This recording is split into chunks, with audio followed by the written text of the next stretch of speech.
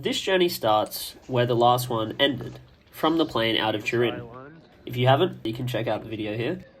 There was no direct flight to Amsterdam, meaning I had to go to Rome airport before heading off again. Unfortunately, I'd overpaid for my ticket, as I'd only bought it the week before. This meant that I was able to fly business class over both journeys, and spend my time in the ITA Airways private lounge in between my flights. Overall opinion, not worth it. The whole reason for me going on this trip was to visit my friend Wouter, who I hadn't seen for 5 years, since he came to the University of Sydney on exchange. He now lived in Rotterdam, which I travelled from the airport to by train, and upon arrival, I immediately felt at home. After a quick but illegal tram ride, I had made it outside Wouter's accommodation. That evening, we caught up on the last 5 years of our lives over a traditional Dutch dish which Wouter had cooked, stampot. Since I was in the Netherlands for only 2.5 full days, Wouter tried to show me around the best parts, from a local's perspective.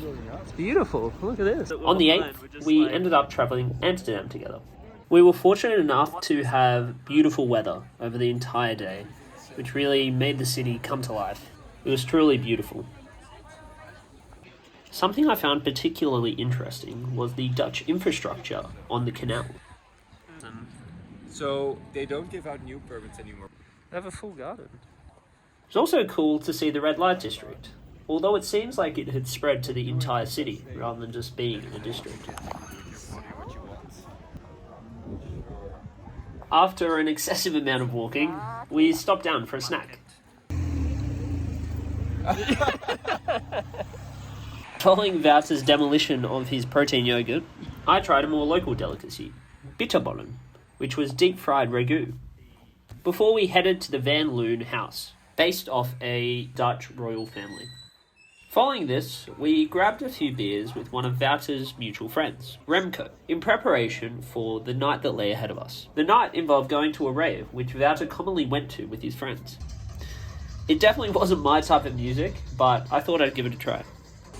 It ended up being fully packed, with the event starting at 10 PM and finishing at 8 AM. Here are a few highlights. You can judge it for yourself.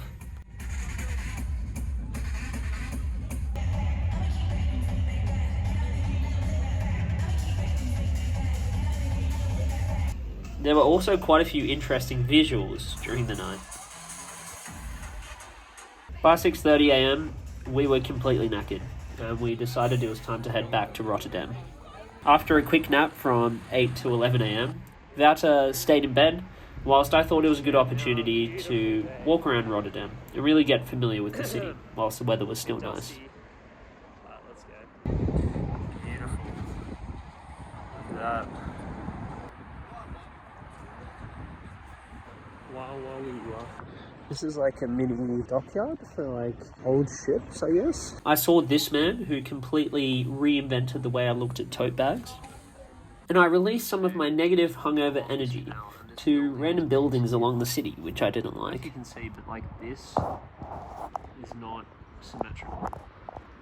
You know, like, why is that not all a straight line? Another interesting fact is that this bridge over here is the one that Jeff Bezos wanted to deconstruct and then put back up to move his yacht, but he did not get permission. I've never seen this before. It's a cycling crew. So I guess they bring their bikes on and then cycle at each place. Pretty cool. On the way back home, I grabbed an oven-ready pizza, which I shared with Wouter whilst we watched a French-dubbed version of Lord of the Rings.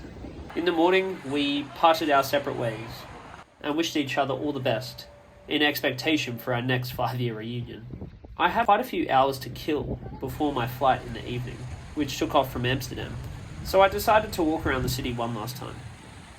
However, due to my exhaustion over the past few days, I found it more relaxing to just sit in the airport and catch up on some much needed admin work. Before I knew it, I was back on a plane to London. Thanks again, Wouter, for the great hospitality and memories. I wish you all the best, and I hope to see you again soon.